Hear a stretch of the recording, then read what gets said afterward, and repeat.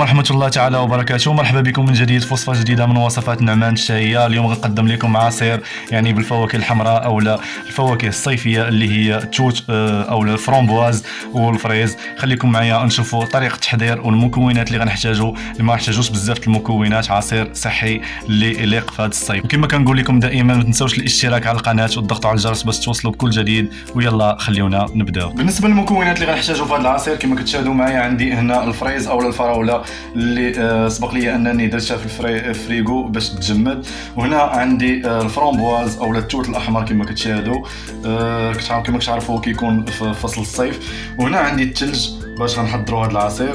وبطبيعه الحال عندي كاس ديال العنبه ديال الحامض، وعندي هنايا العسل، وبطبيعه الحال غنحتاجوا هنايا الماء.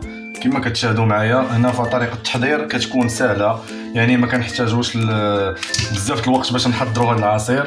فاول حاجه غنديروا هي هذاك الثلج كما كتشاهدوا صافي، وغنضيفوا هذاك التوت الاحمر او الفرامبواز على هذا الشكل كما كتشاهدوا. صراحه هذا العصير كيجي زوين ورائع بزاف، يعني مزيج ما بين التوت وما بين الفريز. صافي هنايا غنضيفوا الحامض او الليمون الحامض صافي، وغنضيفوا هنايا العسل كما كتشاهدوا. غنضيفوا هنايا العسل، فالا ما عندكمش العسل يعني تقدروا انكم يعني ديروا السكر حتى هو ماشي مشكل. صافي هنا غنديروا قليل ديال العسل، غنخليو يعني الحلاوه ديال الفاكهه. صافي هنا وغنضيف الماء ديالي يعني مقدار ديال نصف لتر او لا اطر ولا ربع، يعني باش انكم تستعملوا هذا العصير اللي كيجي زوين. صافي انا غادي نخلط هذا العصير ديالي في الخلاط الكهربائي وندوزوه باش نشوفوا الشكل النهائي ديال هذا العصير الرائع.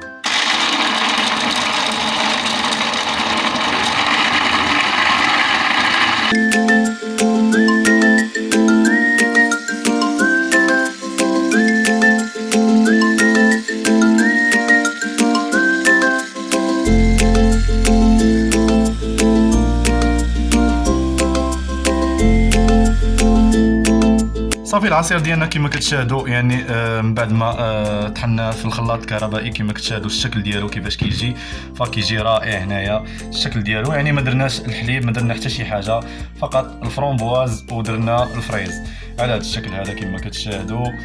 عصير كيجي رائع وزوين والمذاق ديالو رائع وما فيش يعني سكر، وعصير صحي يعني لهذا الصيف هذا فكيجي خطير. ضروري انكم تجربوا الشكل ديالو كيفاش كيجي يعني رائع. صافي هنايا غنديروا ليه هذوك الفرامبواز على هذا الشكل هذا، يعني نزينوا بما اننا حنا درنا فيه الفرامبواز على هذا الشكل، فكتبقى فقط اضافه. وبهذا يكون العصير ديالنا وجد. نتمنى ان تكون الفكره عجباتكم والعصير عجبكم، يعني تحضروا في فصل الصيف. ونلتقيو ان شاء الله في وصفه اخرى من وصفات نعمان الشهيه. ما تنساوش دائما الاشتراك على القناه والضغط على الجرس باش توصلوا كل جديد. وتهلاو في روسكم.